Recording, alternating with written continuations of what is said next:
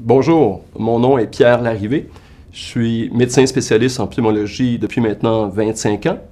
Dans un instant, vous allez visualiser 3 témoignages de patients porteurs de maladies respiratoires. Vous allez rencontrer M. Meké, qui est atteint de fibrose pulmonaire idiopathique, Mme Pénaud, qui souffre de MPOC, la maladie pulmonaire obstructive chronique, et enfin Mme Gravel, qui est atteinte d'un cancer pulmonaire. La fibrose pulmonaire idiopathique. Le mot idiopathique, en fait, signifie qu'on ne connaît pas encore la cause qui déclenche cette maladie. On sait toutefois que la fibrose représente un processus d'inflammation, de l'inflammation du poumon. C'est un peu comme une cicatrisation. Il y a trop de tissu conjonctif, du collagène, qui vient au quotidien engendrer une difficulté à respirer. Ça peut entraîner de la toux sèche, et avec l'évolution de la maladie, peut entraîner ce qu'on appelle de l'insuffisance respiratoire. C'est quand le poumon ne peut plus consommer de l'oxygène et extraire son gaz carbonique. La MPOC, le terme MPOC signifie maladie pulmonaire obstructive chronique. C'est un terme générique qui englobe la bronchite chronique et l'emphysème. La cause principale est le tabagisme. L'inflammation engendrée par la fumée de cigarette au niveau des voies aériennes et du poumon va causer au quotidien de l'essoufflement, de la toux, des expectorations, de la difficulté à accomplir les activités de la vie quotidienne. C'est un problème de santé publique très important. On estime qu'en 2020, ce sera la 3e cause de mortalité à l'échelle mondiale. Très peu de gens savent que la MPOC est la première cause d'hospitalisation dans nos hôpitaux québécois. Le cancer pulmonaire. Encore une fois, sa cause principale est le tabagisme. Si on associe les femmes et les hommes, le cancer pulmonaire est le cancer le plus fréquent. Tristement, c'est également le cancer le plus mortel. Le défi majeur, c'est que 3 fois sur 4, quand le patient porteur d'une tache au poumon est référé à un pneumologue ou un oncologue, la maladie est déjà trop avancée. Il y a déjà présence de ce qu'on appelle métastase, soit au niveau des ganglions pulmonaires, ou encore des métastases dans d'autres organes à distance, tels le foie, les os ou le cerveau. Au cours de la dernière décennie, en raison d'avancées significatives du domaine de la recherche, nos patients porteurs d'un cancer pulmonaire avancé ont maintenant la possibilité de recourir à des nouvelles modalités de traitement. On parlera de traitement ciblé, de thérapie ciblée, ou encore d'immunothérapie. Donc, il y a beaucoup d'espoir pour nos patients porteurs d'un cancer pulmonaire.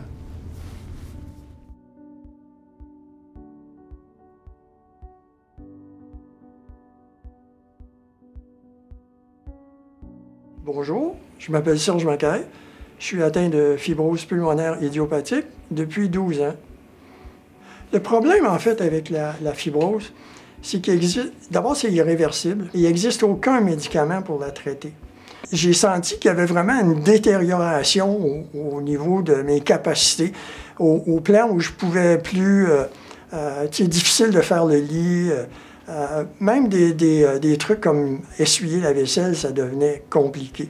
J'ai besoin d'accéder à des bouteilles d'oxygène dès que je fais un effort. Mais je me suis aussi aperçu que je devais avoir de l'oxygène toute la nuit. Un des éléments qui a probablement contribué à mon mieux-être depuis quelque temps déjà, c'est les fameux groupes d'entraide que je fréquente assidûment et où j'ai eu la chance de rencontrer des gens qui, effectivement, en arrivaient ou en sont venus aux mêmes conclusions que moi. C'est que pour être capable de négocier avec une fibrose, il faut d'abord et avant tout bien respirer et il faut maintenir son corps en forme physique. Ça m'a amené à découvrir, par le biais des arts martiaux, l'importance de bien respirer.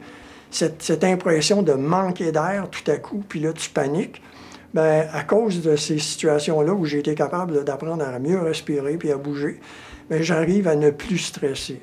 Le phénomène se produit pareil que je manque d'oxygène puis je manque d'air, mais je récupère avec beaucoup plus de facilité, puis avec beaucoup plus de calme. Ça fait du bien.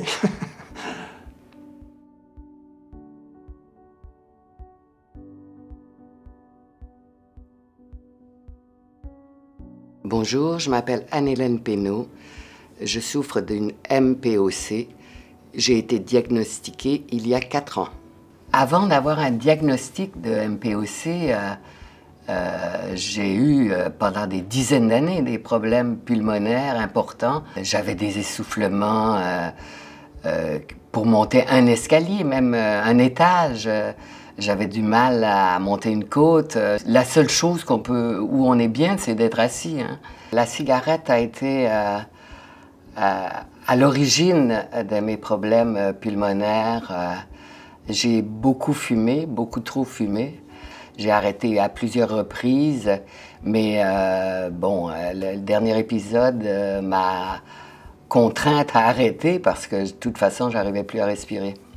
Quand j'ai été hospitalisée, j'ai perdu 3 jours en fait en soins intensifs, je ne m'en rappelle plus. J'ai dû aller en maison de convalescence et là j'étais très très très faible. À partir du diagnostic que j'ai reçu de MPOC, j'ai rencontré des pneumologues extraordinaires qui m'ont inscrit à un programme de réadaptation pulmonaire.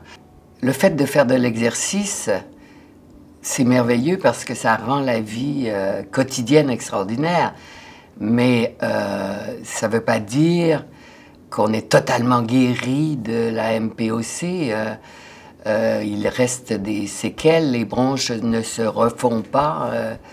Donc, le système lui-même reste affaibli et il y a des précautions à prendre.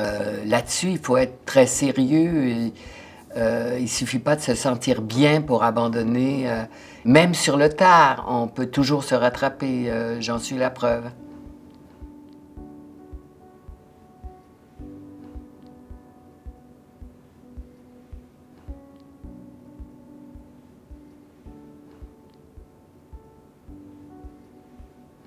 Bonjour, je m'appelle Emmanuelle, j'ai 43 ans, je suis atteinte d'un cancer du poumon depuis décembre 2015.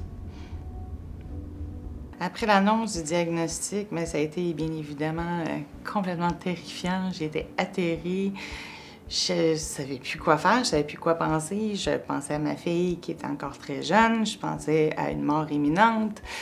J'ai eu très, très, très, très peur. J'ai décidé de me retourner, de consulter, d'aller chercher le maximum d'informations, de lire beaucoup sur le sujet, de me documenter de façon intelligente sans regarder les statistiques parce que j'estime être plus qu'un numéro dans une société atteinte de cancer. J'ai eu des traitements de chimiothérapie concomitants avec des traitements de radiothérapie, c'est-à-dire à 33 reprises.